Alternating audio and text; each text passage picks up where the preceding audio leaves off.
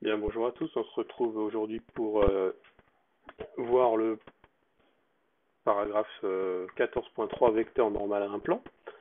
Donc on va définir pour commencer ce qu'est un vecteur normal à un plan. Un vecteur normal à un plan, c'est tout simplement un vecteur du vecteur d'une droite orthogonale à un plan. D'accord. Vous avez votre plan, vous avez ici une droite qui va être orthogonale à votre plan. Prenez un vecteur directeur de cette droite orthogonale à votre plan P. Dans ce cas-là, vous avez un vecteur normal au plan. Un vecteur normal à un plan, c'est donc un vecteur non nul, évidemment, puisqu'un vecteur directeur, qui est orthogonal à deux vecteurs non collinaires du plan P. Par exemple ici et ici. Ok. Et donc, un vecteur normal à un plan est orthogonal à tous les vecteurs contenus dans le plan, vectoriellement. D'accord. Ça, c'est puisque une droite orthogonale à un plan est orthogonale à toute droite du plan immédiat, donc avec cette robe qu'on a démontré précédemment. Évidemment, tout vecteur normal à un plan est collinaire à un autre vecteur normal au plan.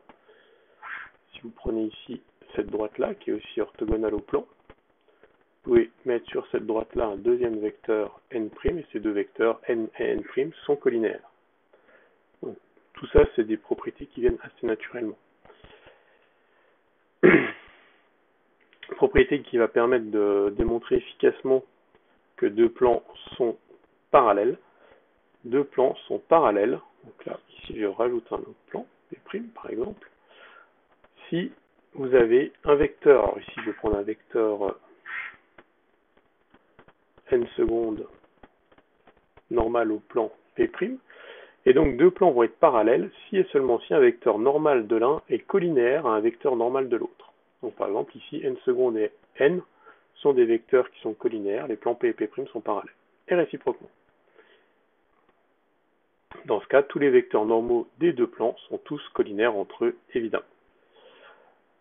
Au niveau de ce qu'on appelle des plans perpendiculaires, on va dire que deux plans sont perpendiculaires si l'un contient une droite orthogonale à l'autre. Donc, par exemple, ici, un plan comme ça et un plan comme ça. Hop. Ici, ce plan que j'ai fait là va contenir, donc là, ici, on prend l'intersection, là. Cette droite-là, elle est dans ce plan-là. Hop. Et on a dit que ces deux plans sont perpendiculaires parce que l'un des deux va contenir une droite qui va être orthogonale à l'autre plan. Donc plus simplement que ça, on va plutôt prendre cette droite-là qui est orthogonale à ce plan-là. Donc dans ce cas-là, les plans sont perpendiculaires.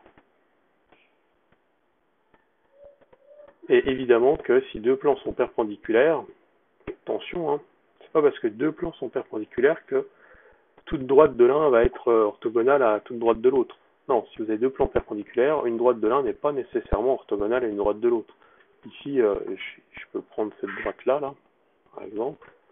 Cette droite qui est dans ce plan ici, là, elle ne va pas être orthogonale à cette droite-là. D'accord? Puisque là, si on voit que les deux droites sont coplanaires, et elles sont clairement pas perpendiculaires.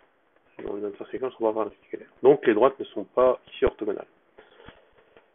Une propriété qui est bien pratique parfois, c'est que deux plans vont être perpendiculaires si et seulement si un vecteur normal de l'un ou à l'un est orthogonal à un vecteur normal à l'autre.